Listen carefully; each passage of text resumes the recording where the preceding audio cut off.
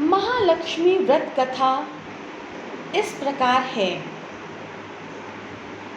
महालक्ष्मी का व्रत करने से मनुष्य की समस्त कामनाएं माँ लक्ष्मी पूरी करती हैं, अतः इनका स्मरण स्तुति श्रद्धापूर्वक विश्वास के साथ किया जाना चाहिए। कथा इस प्रकार है। धर्मराज युधिष्ठिर बोले, हे पुरुषोत्तम, अपने नष्ट स्थान की पुनः प्राप्ति कराने वाला और पुत्र आयु सर्व ऐश्वर्य तथा मनोअभिलषित फलप्रद कोई एक व्रत मुझसे कहिए। श्री कृष्ण ने युधिष्ठिर से कहा, सतयुग के आदि में जिस समय दैत्यराज वृत्तासुर ने देवताओं के स्वर्ग लोक में प्रवेश किया, उस समय इंद्र ने भी यही प्रश्न नारद मुनि से किया था। इंद्र के पूछने पर नारद जी कहने लगे, हे इंद्र, सुनो, पूर्व समय में अत्यंत रमणीय पुरंदरपुर नाम का एक नगर था। उसकी भूमि रत्नों से युक्त थी और पर्वत भी रत्नों से भरे हुए थे। वहाँ की स्त्रियों के कटाक्ष रूपी नयन बाणों से कामदेव त्रिभुवन को स्वाधीन करता था। वह नगर धर्म, अर्थ, काम, मोक्ष इन चारों पुरुषार्थों का उत्पत्ति स्थान होने के कारण संसार का भूषण स्वरूप था। उसकी कारीगरी देखकर विश्वकर्मा भी अपने मस्तक को सदा हिलाया करते थे। और यशस्विनी और चोल देवी, ये दो रानियां मंगल नाम के राजा जहाँ राज्य करते थे, उनके साथ रहती थीं। एक समय राजा मंगल चोल देवी के साथ मकान के शिखर पर बैठा था।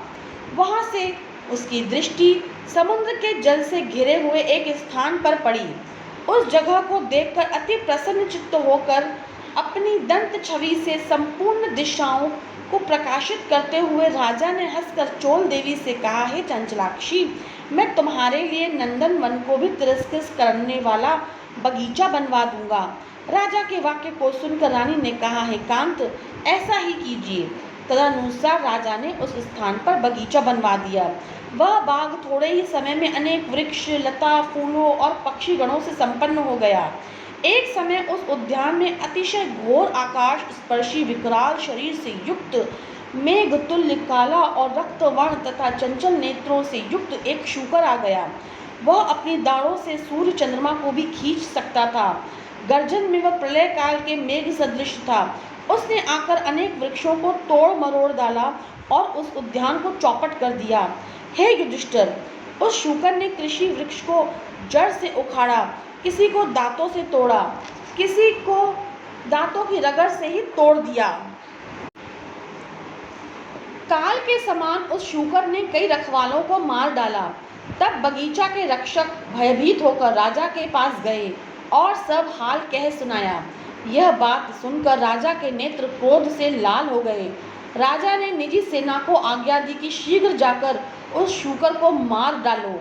तदंतर राजा भी एक मतवाले हाथी पर सवार होकर उद्यान की ओर चले।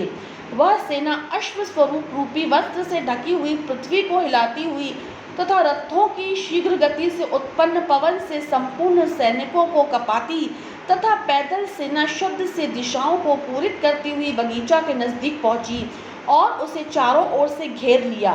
अपने उच्च घोष से दशों दिशाओं को प्रतिध्वनित करता हुआ राजा बोला, जिसके रास्ते से यह शुक्राधाम निकल जाएगा तो मैं उस सिपाही का सिर शत्रु की भांति काट डालूंगा।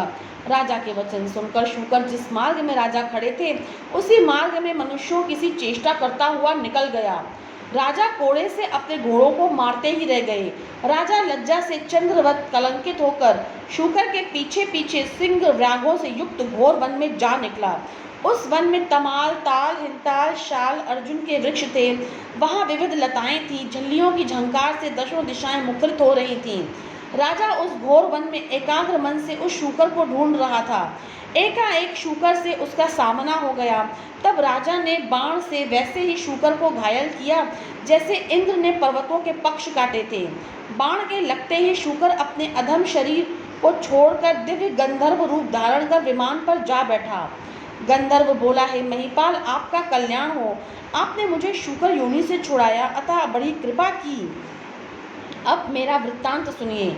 एक समय ब्रह्मा जी देवताओं से घिरे हुए बैठे थे और मैं उनको चंचल पुट आदि तालों तथा षटजादि सप्त स्वरों और मंद्रादि 3 प्रमाणों से तथा अन्य अन्य गाने योग्य तरह तरह के स्थान व गुणों से युक्त गीत सुना रहा था।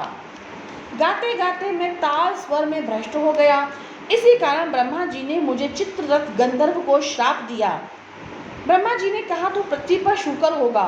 जिस समय राजाओं का राजा मंगल तुझे अपने हाथों से मारेगा, उस समय तू शूकर योनि से छूटकर फिर इस अवस्था को प्राप्त हो जाएगा। अतएव हे महीपते, मैं इस योनि में आया था। आज आपके हाथ से मरकर मैं शूकर योनि से छूट गया। अब मैं प्रसन्न होकर देवताओं को भी दुर्लभ एक वर देता हूँ, उसे आप स्वीकार कीजिए। धर्म, अर्थ, काम तथा मोक्ष को देने वाला यह महालक्ष्मी का व्रत है। इसे करके आप सार्वभौम राजा हो जाएंगे। अब आप प्रसन्न होकर अपनी राजधानी को जाइए। नारद जी कहते हैं, चित्ररथ गंधर्व राजा मंगल से यह कहकर शरत काल के मेघ के समान तत्क्षण अंतर्ध्यान हो गए।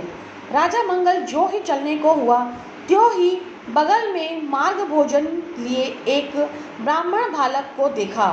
राजा ने मुस्कुराकर बालक से कहा कि हे बटो, देव, दानव, गंधर्व, राक्षस, इनमें से आप कौन हैं? आप सच सच कहिए, ऐसे घोर जंगल में आप किस लिए आए हैं? राजा के प्रिय वचन सुनकर बटू ने राजा को आशीर्वाद देते हुए कहा कि हे राजन, मेरा जन्म आप ही के देश में हुआ है। मैं आप ही के साथ यहाँ आया हूँ। मेरे योग्य यदि कोई कार्य हो तो बताइए। राजा ने कहा, आज से मैं आपको नूतन कहूँगा। हे बेटो, अगर यहाँ कोई तालाब हो तो उसमें से मेरे लिए थोड़ा जल ले आइए। राजा के वचन सुनकर बटू ने राजा को एक बरगद की छाया में बैठा दिया और स्वयं घोड़े पर सवार होकर पक्षीगणों का शब्द सुनता हुआ चल पड़ा। थोड़ी ही दूर आगे जाने पर उसे एक अत्यंत रमणीक तालाब दिखाई दिया। वह तालाब लक्ष्मी का निवास स्थान, चकवा चकई से भूषित वनस्पतियों से युक्त होने के कारण नारायण के समान दिखता था। वह तालाब वायु के सैकड़ों यत्नों को निष्फल करने वाला, विष रहित अगस्त्य मुनि की पिपासा को शांत करने वाला, समुद्र से भी अधिक गंभीर, शीतल, मंद, सुगंध वायु युक्त स्वच्छ जल से परिपूर्ण था। उसके निकट वह बटू घोड़ों को लेकर जो ही गया, त्यों ही कीचड़ में फंस गया। वह घोड़े से उतरकर चारों ओर देखते हुए तालाब के निकट पहुंचा तो वहां उसने कई स्त्रियों का झुंड देखा। अनेक दिव्य अंबरों को धारण करते हुए दिव्य अलंकारों से युक्त दिव्य स्त्रियां कथा कह रही थीं। तदंतर वह उन स्त्रियों को पास जाकर अपना वृत्तांत बताता हुआ कहने लगा। बटू ने कहा, हे स्त्रियों, बड़ी भक्ति भाव से आप यह क्या कर रही हैं? इसकी क्या विधि है और इसके करने से क्या फल होता है, वह मुझे बताइए। बटू के वचन सुनकर दया भाव से प्रेरित होकर वह स्त्रियां कहने लगी हैं, विप्र, तुम एकाग्रचित होकर श्रद्धा भक्ति के साथ सुनो। जो माया, प्रकृति और शक्ति आदि नाम से त्रैलोक्य में प्रसिद्ध है, उसी महालक्ष्मी का यह व्रत है। हे बटू, इसकी विधि इस प्रकार है। इसका प्रारंभ भाद्रपद के शुक्ल पक्ष की अष्टमी तिथि से किया जाता है। उस दिन प्रातःकाल उठकर 16 बार हाथ, मुंह और पांव धोकर 16 तंतुओं से निर्मित तथा 16 ग्रंथि से युक्त एक डोरी बनाकर उसे चमेली के पुष्प, कपूर, चंदन, अगर आदि सुगंधित पदार्थों से पूजा कर महालक्ष्मी नमः इस महामंत्र से उसके 16 ग्रंथियों को अभिमंत्रित करें और कहें, हे महालक्ष्मी, धन, धान्य, पृथ्वी, धर्म, कीर्ति, आयु, श्री, घोड़ा, हाथी और पुत्र आदि यह सब मुझे प्रदान कीजिए। इस प्रकार प्रार्थना करके उस ड्योरे को दाहिने हाथ में बांधें और अक्षतों के साथ 16 धूप के पौधों को हाथ में लेकर एकाग्रचित होकर कथा सुनें।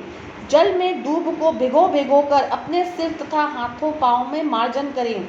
भाद्रपद शुक्ल अष्टमी से आश्विन कृष्ण अष्टमी तक 16 दिन नित्य हाथ में अक्षत लेकर कथा सुने। 16वें दिन आश्विन कृष्ण अष्टमी को सायंकाल के समय जितेंद्रिय हो स्नान कर सफेद कपड़े पहनकर पूजा घर में जाएं। वहां पर पूर्वाभिमुख होकर पवित्र आसन पर बैठकर अष्टदल श्वेत कमल बनाएं। कमल दल के किनारे इंद्रादिक शक्तियों को लिखें। कर्णिका में श्वेतांगी, श्वेत वर्ण वाली, श्वेत पत्र, मोतियों से अलंकृत, कमल आसना, हाथ से युक्त, कमल मुख वाली, शरद चंद्र के तुल्य कांतिमती चतुर्भुजा, दोनों हाथ में कमल लिए हुए अभयदायिनी, दोनों ओर से हाथियों के शुंडों के जल से सींचती हुई अटल छत्र युक्त महालक्ष्मी का ध्यान करता हुआ कपूर, अगर और चंदन से महालक्ष्मी की मूर्ति बनावें। उनका आवाहन करके कहें कि हे महालक्ष्मी, विष्णु के स्थान से तुम यहाँ आओ। हे देवी, आप ही के निर्मित मैंने यह षोडशोपचार पूजन की सामग्री जुटाई है। हे विप्र व्रती, 16 दिन पूरा होने पर किस विधि से उद्यापन करे वह भी सुनो। सुवर्ण के श्रृंग से युक्त गौ तथा सुवर्ण आदि किसी विद्वान और वेद पाठी ब्राह्मण को दान करके दे। तदंतर इस प्रकार विधि विधान बताकर स्त्रियां बोली, हे विप्र, सब व्रतों में उत्तम व्रत तुमसे मैंने यह कहा है। इसके करने से मनोवांछित फल अनायास ही प्राप्त हो जाता है। हे विप्र, तुम इस उत्तम व्रत को करो और राजाओं से भी कराओ। यदि कोई अन्य श्रद्धावान पुरुष मिल जाए तो उससे कहो और उससे भी यह व्रत कराओ। हाँ, नास्तिकों के समक्ष यह व्रत कभी मत कहना। स्त्रियों के वचन सुनकर ब्राह्मण बालक उन स्त्रियों को नमस्कार कर घोड़े को कीचड़ से निकालकर और उसे पानी पिलाकर कमल के पत्ते में राजा के लिए जल ले और घोड़े पर चढ़कर राजा के पास गया। राजा को जल देकर उस वक्त व्रत का महात्म्य राजा से कहा और अनेक भांति की सामग्री जुटाकर उस व्रत को राजा से कराया। वह मंगल राजा एवं बटु इस व्रत के प्रभाव से राजाओं में श्रेष्ठ राजा हुआ। वह राजा मंगल घोड़े पर सवार होकर अपने नगर के समीप जा पहुंचा। राजा को आते देखकर पुरवासियों ने तुरही आदि बाजाओं को बजाते, हाथी में बड़े बड़े ध्वजाओं तथा माला को लिए, कलशों को सिर पर रखे और घंटा आदि बजाते हुए आए। उस समय वह नगर अत्यंत सुशोभित था। मार्ग में रूपवती स्त्रियां राज दर्शन के निमित्त दौड़कर आ उपस्थित हुईं। कोई स्त्री चंचल हाथ में लिए, कोई खुले केश, कोई एक आंख में अंजन लगाए, कोई नितंबों के भार से पीड़ित और कोई पुष्ट स्तनों वाली स्त्री राजा को देखने के लिए तन बदन की सुधि भूल कर दौड़ आई। इस प्रकार अगणित स्त्रियां राजा को देखने आई थीं। इनको दर्शन देते देते राजा मंगल उस ब्राह्मण के सहित अपने मंदिर के निकट पहुंचे। स्त्रियों से फेंके हुए धान के लावों से पूजित तथा उस ब्राह्मण बटु के सहारे घोड़े पर से उतरकर महाराज मंगल अपनी पटरानी चोल देवी के महल में गए। जाते ही राजा ने जैसे ही देखा कि रानी है तो उस रानी ने अपने पति को जब हाथ में एक डोरा बंधे हुए देखा तो इस पर रानी ने अत्यंत क्रोध करके कहा कि मालूम होता है राजा शिकार के बहाने किसी दूसरी स्त्री के पास गया था। उसी के सौभाग्य के लिए राजा ने यह डोरा बांध रखा है। उसी का भेजा हुआ ब्राह्मण बालक भी मुझे देखने आया है। ऐसा विचार कर चोल देवी ने राजा के हाथ में बंधा डोरा तोड़कर पृथ्वी पर गिरा दिया। इस कारण राजा मंगल भी सामंत मंत्री तथा अन्य भृत्यों के साथ वन की बातें कर रहे थे। इसी वजह से राजा ने रानी को डोरा तोड़ते नहीं देखा। संयोगवश उसी समय चिल देवी की एक दासी वहां कुछ करने आई थी। उसने वहां डोरा उठाकर उस ब्राह्मण बटु से उसका कारण और व्रत पूछा। तब दासी ने चिल देवी के पास जाकर यह व्रत बताया और ब्राह्मण बटु को बुलाकर विधिवत महालक्ष्मी का उत्तम व्रत कराया। 1 वर्ष बाद महालक्ष्मी पूजन के दिन चिल देवी के महल में बाजाओं का शब्द हुआ और यह शब्द राजा मंगल ने भी सुना। तब राजा को महालक्ष्मी के व्रत की याद आई और वह ब्राह्मण बटु से कहने लगा, अरे आज महालक्ष्मी की पूजा का दिन है। वह सुनकर राजा चोल देवी पर अत्यंत कुपित हुआ। कहने लगा, आज से चिल देवी के ही घर में पूजा करूंगा। इस प्रकार से राजा ब्राह्मण बटु का सहारा लेकर लक्ष्मी माँ के पूजन के लिए चिल देवी के घर में गया। उसी समय लक्ष्मी जी एक वृद्धा स्त्री का रूप धारण करने के लिए परीक्षा करने के लिए चोल देवी के महल में गईं। चोल देवी वृद्ध रूप धारणी लक्ष्मी जी से कहने लगी, अरे दुष्टे, तू यहाँ से शीघ्र चली जा। मेरे घर में आने से तेरा क्या लाभ है? दुष्ट चोल देवी से अपमानित महालक्ष्मी चोल देवी को शाप करते हुए कहने लगी, तूने मेरा अनादर किया है, उसके प्रतिकार में मैं तुझे श्राप देती हूँ कि तू शूकरमुखी हो जा और यह मंगलपुर कोल्हापुर हो जाए। तभी से वह नगर कोल्हापुर कहलाने लगा। लक्ष्मी जी वहाँ से चलकर उसी वेश में चिल्ल देवी के घर गईं तो वहाँ पर लक्ष्मी जी की अनेक प्रकार से सम्मान पूर्वक पूजा हुई। पूजन के बाद लक्ष्मी जी ने वृद्धा रूप छोड़कर सत्य रूप धारण किया। तब चिल्ल देवी ने पंचोपचार से भली भांति उनका पूजन किया। इस पर महादेवी ने प्रसन्न होकर चिल्ल देवी से वर मांगने के लिए कहा। श्री लक्ष्मी जी बोली, हे चिल्ल देवी, मैं तुम्हारे पूजन से अति संतुष्ट हूँ, हमसे तुम जो चाहो वह वर मांगो। चिल्ल देवी बोली, हे सुरेश्वरी, आपका उत्तम व्रत जो करे उसका घर जब तक सूर्य चंद्र है तब तक आप न त्यागें। आज से इस संसार में राजा की प्रसिद्धि हो और हे देवी, आप में मेरी अचल भक्ति सदा बनी रहे। जो यह कथा सद्भाव के साथ पढ़े या सुने उनको आप सदा मनोअभिलषित फल दें। तब लक्ष्मी जी तथास्तु कहकर वहाँ से अंतर्ध्यान हो गई। इसके बाद राजा मंगल ने भी आकर चिल्ल देवी के साथ परम भक्ति भाव से लक्ष्मी जी की पूजा की। उसी समय ईर्ष्यावश चोल देवी भी चिल्ल देवी के महल में आई। यद्यपि द्वारपालों ने उसे आने से मना किया था, फिर भी वह नहीं मानी। वहाँ की गतिविधि देखकर चोल देवी के मन में न जाने क्या आया कि वहाँ से सीधे अंगिरा ऋषि के स्थान से सुशोभित घोर जंगल में चली गई। महिषी ने चोल देवी के विचित्र आकृति को देख ज्ञान दृष्टि से विचार करके उसके द्वारा महालक्ष्मी का व्रत कराया। उस व्रत के करने से चोल देवी महायशस्वनी हो गई और चातुर्य, क्रिया तथा लीला और लावण्य का भंडार बन गई। एक समय राजा ने शिकार खेलते हुए अंगिरा मुनि के आश्रम में आकर एक सुंदर रूप युक्त तथा चंचल नेत्रों वाली स्त्री को देखा। उसे देखकर मुनि से पूछा कि आपके स्थान में यह दिव्य रूप धारिणी स्त्री कौन है? मुनि ने चोल देवी का समस्त हाल बताकर राजा के हाथों सौंप दिया। तब राजा चोल देवी के साथ नगर में आकर चिल्ल तथा चोल देवी के साथ अनेक भोगों को भोगने लगा। चिल्ल देवी और चोल देवी ये दोनों रानियां राजा से इस तरह मिलकर रहने लगी जैसे गंगा यमुना सागर में मिली रहती हैं। राजा भी उन दोनों में अधिकाधिक प्रीति रखने लगा। राजा मंगल चिल्ल देवी और चोल देवी के साथ अनेक भोगों को भोगता हुआ चिरकाल तक सप्त द्वीपों से युक्त पृथ्वी का राज्य भोगता रहा। वह नूतन नामक ब्राह्मण बटु महालक्ष्मी के व्रत से प्रभाव से बृहस्पति की भांति राजा मंगल मंत्री का अभिमंत्रित हुआ। वह राजा पृथ्वी के समस्त सुखों को भोग कर अंत में आकाश में जाकर विष्णु दैवत्य नामक श्रवण नक्षत्र बनकर स्थित हुआ।